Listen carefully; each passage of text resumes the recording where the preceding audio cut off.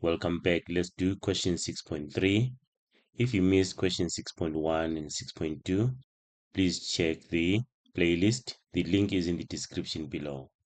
Right, we're given that f of x is equal to this, and g is a straight line. And then in question 6.2, we managed to find that g of x is equal to 2x plus 2. Right? EH is drawn parallel to the y-axis, so it means that EH is what? It's a vertical line with E a point on F and H a point on G. Calculate the maximum length of EH. So we want the length of this line, EH, for f of x greater than or equal to 0. It means when f of x is above the x-axis, so this whole part here from A to D, that's where f of x is greater than or equal to 0.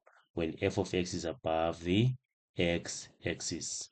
Let me just highlight that part, the part highlighted in red. So what is the maximum length of EH? This EH here is moving, okay? This EH could be here, could be there, could be there. So what could be the maximum length of EH? We have to find the value of x when EH is going to be maximum. And then what we're going to do, we have to use the derivative. Remember, at the maximum point, the derivative is equal to 0. But first of all, we need to find the expression for EH. EH is going to be y at F minus y at G. That is EH. Meaning that EH is equal to negative x squared plus 4x plus 5 minus 2x plus 2. That's what it means. Y at F and y at G. Right, let's simplify this. EH is equal to negative x squared plus 4x plus 5 minus 2x minus 2. Right, negative 2x plus 4x, that is positive 2x, and then positive 5 minus 2, that is 3. So it means EH is equal to negative x squared plus 2x plus 3. That's what it means. What is the value of x when EH is going to be at its maximum?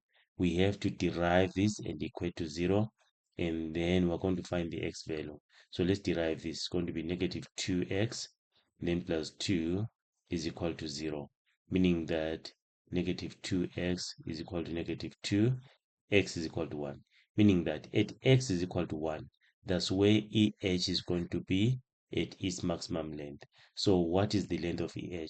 Where there's x, we put 1. So it's going to be EH is equal to negative 1 squared plus 2 times 1 plus 3. So meaning that EH is equal to negative 1 plus 2, that is 1, and then 1 plus 3, that is 4. So it means EH should be 4 units. That is the maximum length of EH.